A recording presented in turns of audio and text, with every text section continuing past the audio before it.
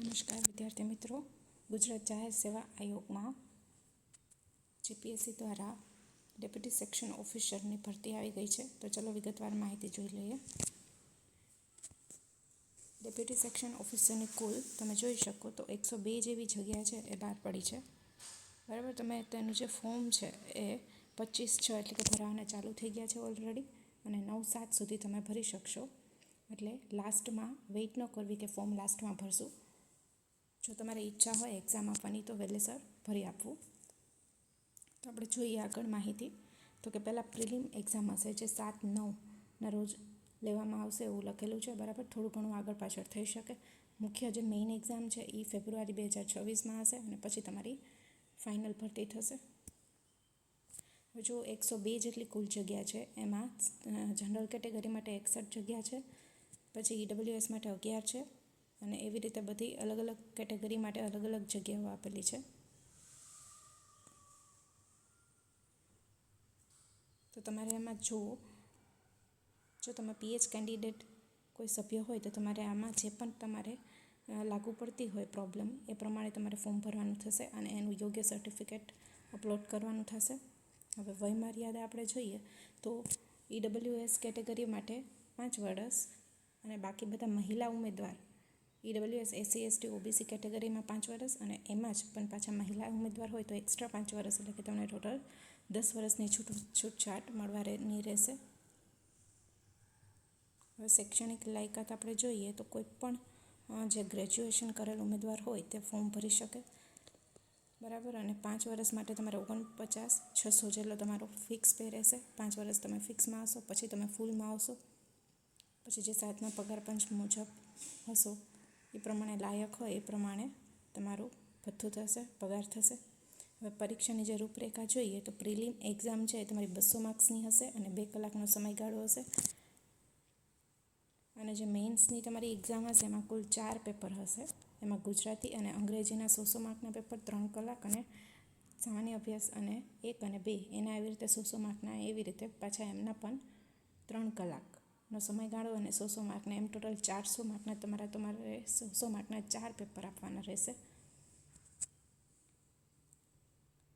હવે તમે જુઓ તો પ્રિલિમની જે તમારી એક્ઝામ હશે 200 માર્ક, અને તમારે સમયગાળો 1 કલાકનો રહેશે, 2 કલાકનો રહેશે. અને એના માટે તમારે OMR એટલે કે ઓબ્જેક્ટિવ ટાઈપનું તમારી એક્ઝામ રહેશે.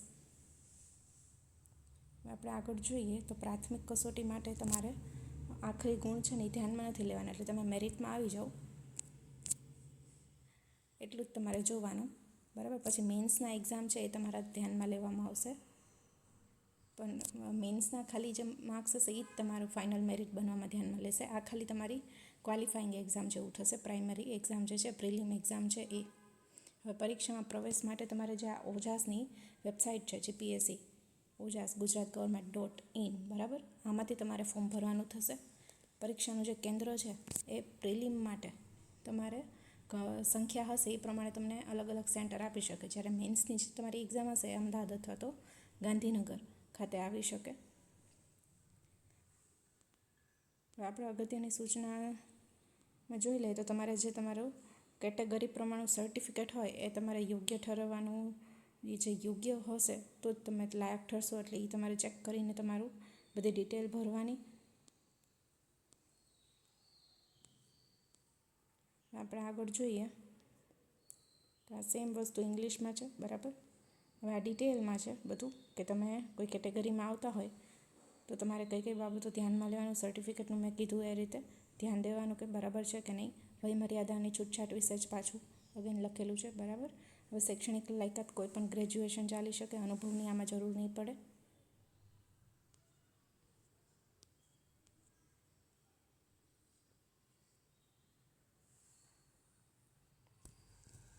આપણે આગળ જોઈએ તો પદ્ધતિ છે, પહેલાં પ્રિલિમ આવશે. બરાબર, પછી તમારી મેઇન્સ એક્ઝામ હશે.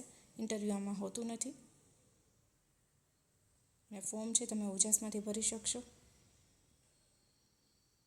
અને ફી તમારી 100 રૂપિયા રહેશે જનરલ કેટેગરીમાં. બાકી તમે કોઈ બીજી કેટેગરીમાં આવો છો તો તમારે ફી ભરવાની થશે નહીં. બસ, તો અહીંયા PDF આપણે હવે કંઈક અગત્યની બાબત રહી જતી નથી.